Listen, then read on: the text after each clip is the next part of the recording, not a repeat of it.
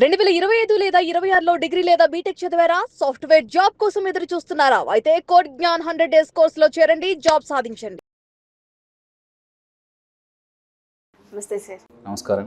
డాటర్స్‌కి కూడా equal share అన్న పదం ఎక్కువగా వింటున్నాం ఈ మధ్య కాలంలో. Yes. ఒకప్పుడు మేబీ చాలా తక్కువ, అసలు లేదు కూడా. అంటే పెళ్లి చేసి కట్నం ఇచ్చి పంపిస్తే డాటర్స్ బాధ్యత అక్కడితో తీరిపోయింది. సో పేరెంట్స్ నుంచి ఎన్ని ఆస్తులున్నా ఏదున్నా అది ఇంకా ఎవరైతే కొడుకుంటారో ఆ కొడుకులకు మాత్రమే అనుకున్నాం. బట్ ఈ మధ్య కాలంలో కాదు, అది అబ్బాయి అయినా అమ్మాయి అయినా తల్లిదండ్రులకు ఎంత ఉంటే అది ఇద్దరికి ఈక్వల్ షేర్ అంటున్నారు. సో అసలు దానిపైన ఏం చెప్తారు? చాలామందికి డౌట్స్ ఉన్నాయి. పెళ్ళి కాకముందు డిసైడ్ చేసుకునే అవకాశం ఉంటుంది. వన్స్ చాలామందికి డౌట్స్ ఏంటంటే, ఒక 20 years బ్యాక్ పెళ్ళిళ్ళు అయిపోయిన డాటర్స్ ఎవరైతే ఉంటారో వాళ్ళు ఇప్పుడు మేము ఎలా అడగాలి, ఒకవేళ మేము ఫైట్ చేయడానికి స్కోప్ ఉంటుందా అని అడుగుతున్నారు. సో ఒకసారి. ఖచ్చితంగా ఉంటుందండి. మ్యారేజ్ అయినా కూడా ఈక్వల్ షేర్ కోసం వాళ్ళు అడగొచ్చు. యాక్చువల్లీ హిందూ సక్సెషన్ యాక్ట్ ఒకటి ఉంది, 1956 యాక్ట్. అది అందులో ఒక 30 సెక్షన్స్ ఉన్నాయి. అందులో సెక్షన్ 6 వచ్చేసి ఏం చెప్తుందంటే, యాక్చువల్గా ఫాదర్ ఒక ప్రాపర్టీ అంటే అది ఖచ్చితంగా కొడుకులకే అన్నట్టుగా ఉంది ఒకప్పుడు అందులో. సో బై డిఫాల్ట్ వాళ్ళ సన్నే ఇన్హెరిట్ చేసుకునేది ఆ ప్రాపర్టీ. సపోజ్ ఇద్దరు కొడుకులు ఒక డాటర్ ఉన్నారనుకోండి, ఆ కొడుకులకే షేర్ చేసుకునేవాళ్ళు. సపోజ్ 1 crore ప్రాపర్టీ ఉంది, 50 lakhs తర్వాత డాటర్కి వచ్చేది కాదు. సో అలా వెళ్ళిపోయింది అది స్టార్టింగ్ నుంచి. ఇప్పుడు తండ్రి తర్వాత కొడుకులు. ఓకే, అలా వెళ్ళి December 20, 2004 వరకు అలా సినారియో నడిచింది. తర్వాత సినారియో మారి ఈ యొక్క చట్టంలో ఒక సంస్కరణలాగా చేసి 2005 నుంచి ఈవెన్ లేడీస్ కూడా అర్హులు తండ్రి ప్రాపర్టీలో షేర్ తీసుకోవడానికని అలా వచ్చిందనమాట. దానికి 2016లో ఓకే మనకు ప్రకాష్ వర్సెస్ పూలవతి కేసు ఒకటి ఉంది. ఆ కేసులో కూడా సుప్రీంకోర్టు లేడీస్కి ఫేవర్గా వాళ్ళకి కూడా రావాలి, వాళ్ళకు కూడా ఆస్తులు ఉన్నాయి, మన దగ్గర వరకట్నం వేధింపులనో ఇంకోటనో సమ్ డిఫరెంట్ గ్రౌండ్స్లో వాళ్ళు సుప్రీంకోర్టు వాళ్ళు ఆర్గ్యూ చేయడం జరిగింది.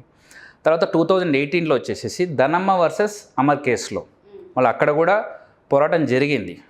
కొంచెం వాళ్ళకి ఏదైనా ఇవ్వాలి, వాళ్ళకు కూడా చిల్డ్రనే కదా ద ఫాదర్, ఇట్లా అని ట్రై చేశారు, వాళ్ళకు అనుకూలంగా మాట్లాడారు. తర్వాత 2019లో వినీత్ శర్మ వర్సెస్ రాకేష్ శర్మ కేసులో అందులో కూడా లేడీస్కి ఫేవర్గా ఉండాలి, ఏదన్నా వాళ్ళకు కూడా ప్రాపర్టీస్ రావాలని అలా సుప్రీంకోర్టు ఇచ్చింది. So it went on September 9th, 2005 నుంచి లేడీస్కి కూడా ఈక్వల్ షేర్ వస్తుంది ప్రాపర్టీలో. They can apply, they can fight for their whatever property is there అనేది ఉందన్నమాట. సార్ అంటే పెళ్ళి కాకముందు ఒకవేళ ఇన్ కేస్ ఎవరైతే బ్రదర్ అండ్ సిస్టర్ ఇంట్లో ఉంటారో అప్పుడే తల్లిదండ్రులు షేర్ ఇచ్చేటప్పుడు దాన్ని ఈక్వల్గా చేసి ఇవ్వడం కరెక్ట్ అంటారా? లేదు పెళ్ళిళ్ళు అయిన తర్వాత షేర్ ఇస్తూ ఉంటారు, సో అప్పుడు ఈక్వల్ ఒకేసారి చేయడం బెటర్ అంటారా? అసలు ఏ విధంగా నిర్ణయం తీసుకోవాలి పేరెంట్స్? చాలామందికి డైలమా ఉంటూ ఉంటుంది. ఆబ్వియస్లీ గొడవలు అవుతూనే ఉంటాయి, ఆస్తుల విషయాలంటేనే ఎక్కువ గొడవలు జరుగుతూనే ఉంటాయి. అందులో అబ్బాయికి పెళ్ళి అయిపోయి తనకి ఒక వైఫ్ వచ్చినప్పుడు ఇంకెక్కువ మనం చూస్తూ ఉంటాం ఇలాంటివి. సో ఇలా షేరింగ్ ఉన్నప్పుడు అసలు ఏ విధంగా నిర్ణయాలు తీసుకుంటే బెటర్ అంటారు, కోర్టు దాకా రాకుండా? యాక్చువల్గా ఏంటండి, పెళ్ళికి ముందు పంచినా తర్వాత పంచినా మనకు మెయిన్గా అక్కడ డిస్ప్యూట్స్ రాకుండా చూసుకోవాలి. డిస్ప్యూట్స్ రాకుండా ఉంటే ఎప్పుడు పంచినా ప్రాబ్లం లేదు. First main thing. కొందరు పేరెంట్స్ తర్వాత ఒకళ్ళు ఇబ్బంది పడకుండా, సపోజ్ అమ్మాయికి డౌరీ ఇంత ఇచ్చారు, వాళ్ళ సన్ అనుకోవచ్చు నాకేమి ఇచ్చారని. సో అట్లాంటి సిచ్యువేషన్స్లో పేరెంట్స్ ముందే షేర్ ఇచ్చినా ప్రాబ్లం ఏం లేదు. కానీ మనకు ఈ పంచడం అనేది మెయిన్గా దీనికి నాంది పలికింది శ్రీ నందమూరి తారక రామారావు గారు. 1985లో తనకున్న డాటర్స్కి సన్స్కి ఈక్వల్గా షేర్ ఇచ్చారు, ఈక్వల్గా పంచారు. మ్యారేజ్ అయినాక పంచవచ్చు, మ్యారేజ్ కాకుండా పంచవచ్చు, బట్ ఈక్వల్గా పంచి తను ఇంప్లిమెంట్ చేసి తర్వాత దాన్ని తీసుకొచ్చారు ముందుకి. అది ఒక స్టేట్ లా కమిషన్ లెవెల్లో వెళ్ళిపోయింది. అది తర్వాత సదర్న్ స్టేట్స్లో కూడా అది ఫాలో అయ్యారు. దాన్ని కన్సిడర్ చేసి సెంట్రల్ లా కమిషన్ కూడా కన్సిడర్ చేసింది. త్రూఅవుట్ ఇండియా ఉంటే బాగుంటుంది కదా, ఈ వరకట్నం వేధింపులు ఉండవు కదా, వాళ్ళదంటూ ప్రాపర్టీ ఉంటే వాళ్ళు they can look forward no అన్నట్టు వచ్చిందనమాట. సో మనం పెళ్ళికి ముందు పంచాలా తర్వాత పంచాలా అనేది లేదు. Standard if they are comfortable, they have good compatibility, ఎప్పుడన్నా షేర్ చేసుకోవచ్చు. కానీ డిస్ప్యూట్ రాకుండా చూసుకోవాలి, అది మెయిన్. మళ్ళీ మన CJ రమణ గారు అన్నారు ఒక సందర్భంలో, కోర్టుకి వెళ్ళడం అనేది లాస్ట్ ఆప్షన్ పెట్టుకోండి అని. అంటే మీరు సాల్వ్ చేసుకోండి. ఎందుకంటే ఒక హెల్త్ ఇష్యూ వచ్చినప్పుడు హాస్పిటల్ అన్నట్టు, ఇది డిస్ప్యూట్ వస్తూనే కోర్టుకి వస్తారు జనరల్గా. అది మీరు సాల్వ్ చేసుకునే ప్రయత్నం చేయండి. ఎందుకంటే pending cases are so much, లాక్స్లో ఉన్నాయి అప్పుడు ఆల్రెడీ. సో డిస్ప్యూట్ రాకుండా ముందే సాల్వ్ చేసుకుంటే మన ఉద్దేశంలో కొంచెం ముందు ఇవ్వటమే బెస్ట్, ఎవరు వాళ్ళ ఒకళ్ళు డిస్ప్యూట్స్ రాకుండా. కానీ ఎప్పుడు ఇచ్చినా డిస్ప్యూట్ రాకుంటే it will be happy. Sir అంటే ఇప్పుడు ఈ మధ్య కాలంలో వింటున్న మాట కాబట్టి ఇది ఒక 20 years బ్యాక్ వెళ్తే ఎవరైతే ఆడపిల్లలకు పెళ్ళిళ్ళు చేసి పంపించిన పేరెంట్స్ ఉంటారో, సో ఎప్పుడైతే ఈ పదం విన్నారో, ఎప్పుడైతే ఇది బయటికి వచ్చిందో అఫీషియల్గా, ఇప్పుడు మేము అడగొచ్చా, ఇప్పుడు ఏదైతే ఆస్తి పంపకాలు ఉంటాయి, ఏవైతే కొడుకులకే చెందుతుందని వీరునామాలు రాసి ఉంటారు, లేకపోతే పెద్దల మధ్య చెప్పుకొని ఉంటారు, అఫీషియల్గా అక్కడ చెప్పుకొని ఉంటారు. ఇప్పుడు మేము వెళ్ళి అడిగితే మాకు వచ్చే అవకాశం ఉంటుందా, మేము పొందే హక్కు ఉంటుందా మాకు అని అడుగుతున్నారు.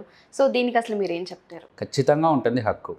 రీసెంట్గా సుప్రీంకోర్టు ధర్మాసనం ఇచ్చిన జడ్జిమెంట్ ఏంటంటే, తండ్రి ఒకవేళ వీలునామా రాయకపోయినా కూడా, ఎవరికి ఇలా గిఫ్ట్గా కానీ వాళ్ళ పేరు మీద రాయకపోయినా, తండ్రి తదంతరం daughters can inherit the property. ఎవరు వాళ్ళు ఎవరన్నా వీళ్ళకి తెలియదని టేక్ ఓవర్ చేయడానికి లేదు. వీలునామా రాయకపోయినా కూడా కూతుర్లు అప్లై చేసుకోవచ్చు ప్రాపర్టీ కోసం, పార్టిషన్ సూట్ వేసి. పెళ్ళి జరిగినా కూడా వాళ్ళు they can apply for the partition suit. ఇక్కడ 20 years బ్యాక్ 30 years బ్యాక్ అనేది ఏమి ఉండదండి. సివిల్ కేసెస్కి ఒక ఎండ్ అనేది ఉండదు. It goes on. బికాస్ ఏమన్నా అప్పుడు కొంచెం పార్టీస్ వీక్ ఉన్నారని చెప్పేసి అవతల పార్టీ కొంచెం ఇంటెలిజెన్స్ ఉపయోగించి చేసి ఉండొచ్చు. Now they came to know that they have a right, they can ask. కాబట్టి దే కెన్ అప్లై. ఇప్పుడు వీలునామా రాయకుండా కూడా అప్లై చేయొచ్చు అంటే వాళ్ళకి ఎంత రైట్స్ ఉన్నాయో తెలుస్తుంది కదా. So they can go forward, they can get the partition. Case reopen కూడా అవుతుంది అవసరమైతే. రీఓపెన్ చేసుకోవచ్చు, కేసు కోసం ఫైట్ చేయొచ్చు, అండ్ వాళ్ళు లీగల్గా ఎంత అయితే ఆస్తికి అర్హులో వాళ్ళు తీసుకోవచ్చు. అలా కొన్ని సిచ్యుయేషన్స్లో మనకి రావాల్సిన దాని గురించి మనం ఫైట్ చేస్తున్నప్పుడు కొన్నిసార్లు రాదు, అండ్ కొన్నిసార్లు యాక్సెప్ట్ చేయరు, ఒప్పుకోరు. ఇందాక మీరు మాట్లాడినప్పుడు మనం ఎప్పుడైతే షూట్ చేయకుండా ఉన్నామో ఆ టైంలో ఎవరైతే అబ్బాయికి ఉండే వైఫ్ కూడా ఫైట్ చేస్తూ ఉంటుంది, ఆ టైంలో ఇంకెక్కువ ఇష్యూస్ క్రియేట్ అవుతూ ఉంటాయని, ఆ టైంలో వాళ్ళకి ఏ విధంగా న్యాయస్థానం అప్రోచ్ అయితే ఏ విధంగా న్యాయం చేస్తుంది, అసలు ఏ విధంగా అప్రోచ్ అవ్వాలి, చాలామందికి తెలీదు. మేము ఇలా వెళ్ళి న్యాయస్థానంకి వెళ్ళి అప్రోచ్ అవ్వచ్చు, మాకు న్యాయం జరుగుతుంది అన్నది చాలామందికి, మిడిల్ క్లాస్ ఫ్యామిలీస్కి అయితే అంతగా తెలియదు. సో వాళ్ళకి మీరు ఏం చెప్తారు? ఇక్కడ ఏంటంటే అండి, ఇప్పుడు ఆస్తి పంపకం అనేది జరగడానికి 2 విధాలుగా ఉంటుంది. ఒకటి, తండ్రికి వచ్చిన ఆస్తి ఎలా వచ్చింది, కొన్ని వారసత్వంగా వస్తాయి, గ్రాండ్ ఫాదర్ అట్లా తీసుకుంటారు ఆస్తి, అది యాన్సెస్ట్రల్ ప్రాపర్టీ అంటారు దాన్ని. ఇంకోటి సెల్ఫ్ అక్వైర్డ్ ప్రాపర్టీ, అంటే వీళ్ళ కష్టార్జితంతో జాబో బిజినెస్ చేసి వీళ్ళ కష్టార్జితంతో వీళ్ళు తీసుకున్న ప్రాపర్టీ అది. సో ఇక్కడ యాన్సిస్టర్స్ ప్రాపర్టీ అయితే డాటర్స్కి సన్కి ఈక్వల్ షేర్ తీసుకోవచ్చు. ఓకే, అది 100% ఇప్పుడున్న సినారియో పరంగా. అదే మనకు సెల్ఫ్ అక్వైర్డ్ ప్రాపర్టీ అయితే అక్కడ ఫాదర్కి ఒక ఆప్షన్ ఉంటుంది. It's up to his opinion, what ever it may be. ఎందుకంటే తను డాటర్ బాగా చూసుకుందని డాటర్కి రాయొచ్చు, లేదా సన్నే బాగా చూసుకుని ఆయనకి రాయొచ్చు, ఈక్వల్గా ఇవ్వచ్చు, అది ఆప్షన్ ఉంది. బట్ ఆయన self acquired property, he can do anything. అంతేందుకండి, ఇప్పుడు బిల్ గేట్స్, వారెన్ బఫెట్ వాళ్ళు ఎంతోమందికి చారిటీ కూడా ఇచ్చారు, అలా కూడా ఇచ్చుకోవచ్చు. ఇవ్వాలనే ఉంది. ఇప్పుడు చాలా కొందరు పేరెంట్స్ అంటారు, చదివించాము, పట్టభద్రులు చేసాము, ఇప్పుడు మీది మీరు చూసుకోవాలంటే అడగడానికి లేదు కదా. చాలామంది పూర్ స్థాయి నుంచి ఎంతో ఎదిగారు కదా, వాళ్ళని ఇన్స్పిరేషన్ తీసుకుని ఏదైనా పేరెంట్స్ అంటే nobody can do anything. So ఇక్కడ సెల్ఫ్ అక్వైర్డ్లో ఒక ఆప్షన్ ఉంటుంది. అదే యాన్సిస్టరల్ ప్రాపర్టీ అయితే మీరు చెప్పినట్టుగా ఒక బ్రదర్ వాళ్ళ వైఫ్ ఉన్న, ఇంకోళ్ళు ఫైట్ చేసిన, ఎవరికి ఫైట్ చేసినా న్యాయస్థానం చూసేది ఏంటంటే వీళ్ళకి అర్హుల, ఆర్ దే ఎలిజిబుల్.